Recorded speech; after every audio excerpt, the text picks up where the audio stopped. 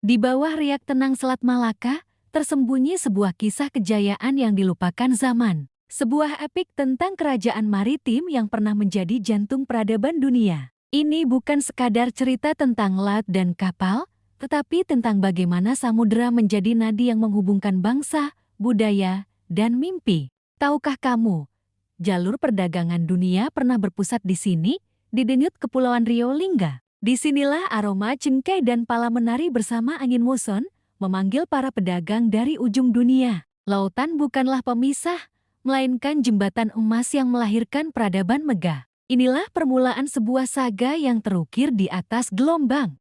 Jauh sebelum peta modern tergambar, di antara gugusan pulau yang memeluk khatulistiwa, sebuah kekuatan maritim mulai bangkit. Kerajaan Rio Lingga, dengan kebijaksanaan para sultannya, membaca peta angin dan arus laut sebagai kitab kehidupan. Mereka tidak hanya melihat laut sebagai ladang ikan, tetapi sebagai jalan raya global yang tak terbatas. Pelabuhan-pelabuhan kecil tumbuh menjadi kota-kota kosmopolitan yang sibuk, 4 perahu-perahu yang merapat, membawa hasil bumi dan harapan. Para pelaut Bugis dan Melayu, dengan keberanian dan pengetahuannya, menjadi penjaga gerbang Selat Malaka. Mereka menguasai jalur sempit ini, menjadikannya koridor aman bagi para saudagar yang melintas. Inilah strategi brilian yang menempatkan Rio Lingga sebagai pemain kunci dalam panggung perdagangan internasional, sebuah awal dari era keemasan yang akan segera tiba. Dari pelabuhan Rio Lingga, terbentang sebuah jaringan arteri yang dikenal sebagai jalur Sutra Laut.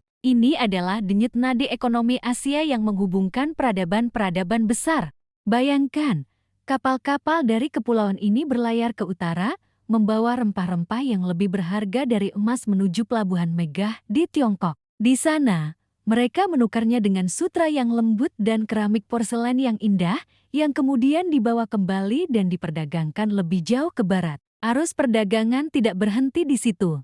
Armada lain berlayar menuju India, membawa hasil hutan dan laut, lalu kembali dengan kain katun berwarna-warni dan gagasan-gagasan filosofis yang baru. Lebih jauh lagi, hingga ke tanah Arab dan Persia, para pedagang Melayu menjalin hubungan, membawa pulang wewangian, permadani, dan ilmu pengetahuan. Bahkan gaung kekayaan ini terdengar hingga ke benua Eropa, memicu era penjelajahan besar.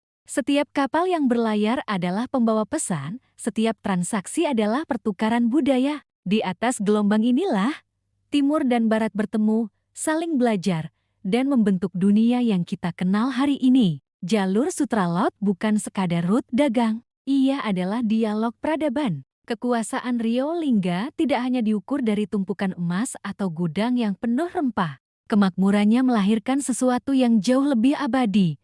Sebuah pusat peradaban. Dari keuntungan perdagangan, para sultan membangun istana-istana megah dan masjid-masjid yang anggun, menjadikannya mercusuar intelektual dan spiritual bagi seluruh alam Melayu. Para ulama, sastrawan, dan pujangga berdatangan dari berbagai penjuru, berkumpul di bawah naungan istana. Disinilah, bahasa Melayu dibakukan dan disempurnakan, menjadi lingua franca yang menyatukan kawasan. Gurindam 12 karya Raja Elai Haji, sebuah mahakarya sastra yang tak lekang oleh waktu, lahir dari rahim intelektual ini. Rio Lingga bukan lagi sekadar bandar niaga, melainkan sebuah pusat penyebaran ilmu pengetahuan, adab, dan seni.